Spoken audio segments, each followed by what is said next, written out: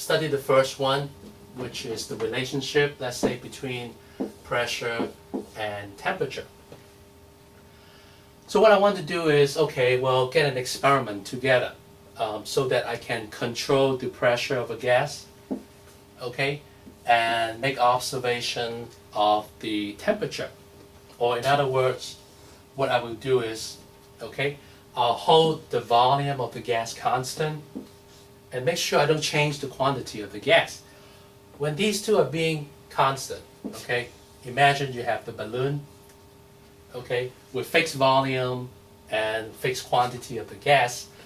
I can easily set up my experiments so that I have pressure on one axis and temperature on the other axis, which means that I can, start with low pressure. Let's make sure that the pressure inside the balloon is low.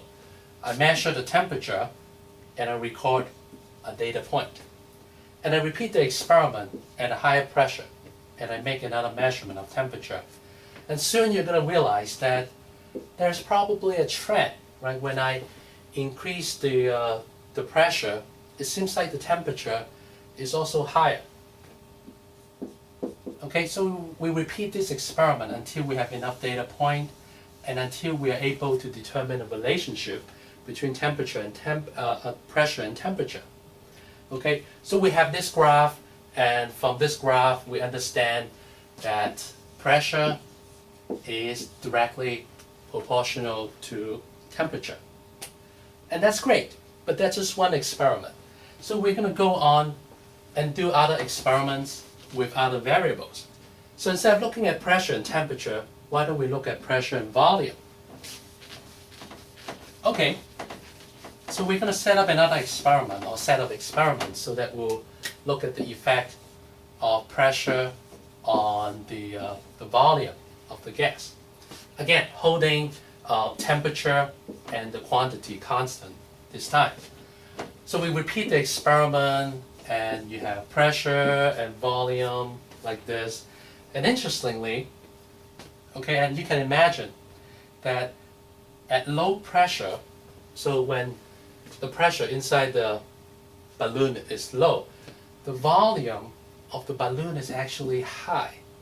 Okay, and as we increase the pressure, we realize that the volume is actually lower.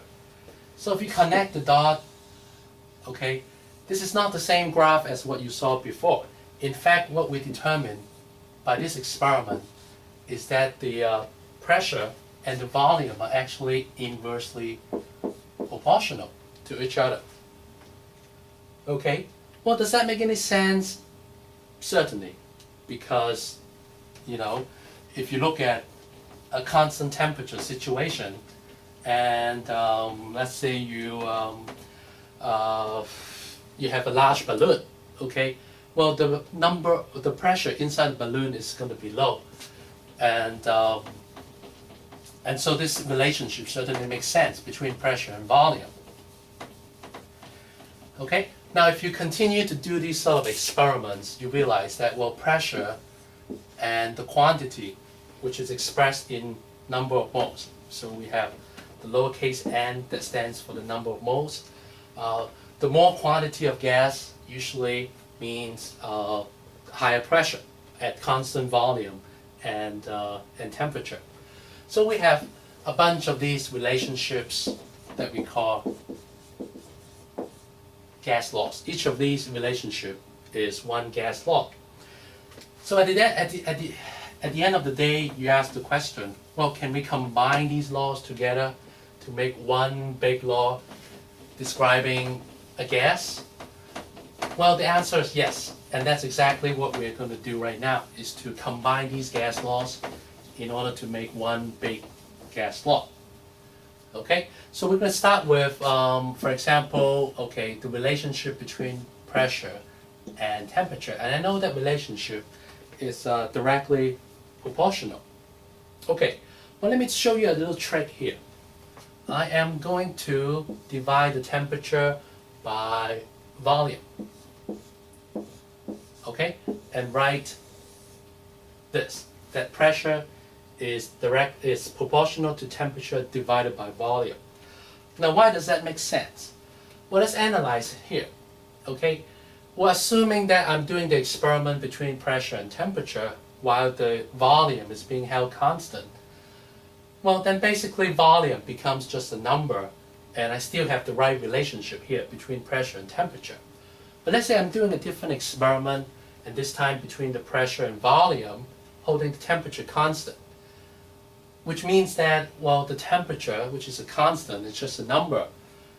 Looking at this equation, pressure is in proportional with a number divided by volume, or pressure is proportional to the inverse of volume.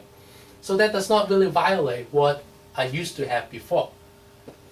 And therefore, this new statement here is consistent with the two individual statements that I began with.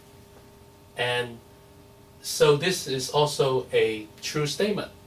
So if I want to just add another piece to this particular statement, I can now say, well, I have also the n, so let's make it P proportional to n times T. Okay?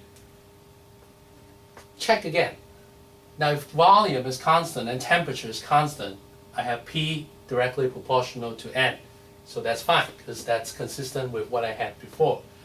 And if I hold n and t constant, P is inversely proportional to V, and that's okay. And if n and V are constant, then P is directly proportional to T. And again, that is also consistent. So basically, I combined three gas laws into one giant gas law, which we're going to call it the ideal gas law. It's ideal gas because this gas law is only going to apply to some simple gases that we're going to call ideal gas. And this law works all the time, because as long as we have an ideal gas, and we know, since we have these individual gas laws and we know the relationships between the variable as described by this equation, we can apply the law, we can apply the equations anytime, anywhere we want. So the only remaining question we have is there a way that we can rewrite the proportionality into an equation? Because it's a lot more convenient if we are dealing with an equation here. The answer is yes. And there's a very simple way we can do it. Okay? Because to turn a proportionality into an equation, what we need is called a proportionality constant. Okay? In this case, I call it R, the proportionality constant. Okay? It's almost like figuring out the relationship between the number of cars and the number of wheels. So we have a relationship between car and the number of wheels, where C stands for the number of cars and W stands for the number of wheels. To turn this into an equation, all we need is to change the proportionality sign into an equal sign, and we need a proportionality constant, which is a number that relates C and W. And of course we know that proportionality constant is the number 4, because every car has 4 wheels. So if I have 10 cars, then I have 40 wheels, and 4 is the proportionality constant here. In the gas law, in the ideal gas law, R is the proportionality constant. Its numerical value has been determined before. It's 0.08206 liters atmosphere per mole per Kelvin. Okay, so we're almost done here. All we need to do is to rewrite this equation into something like, well, we have P equals to R times N times T divided by V.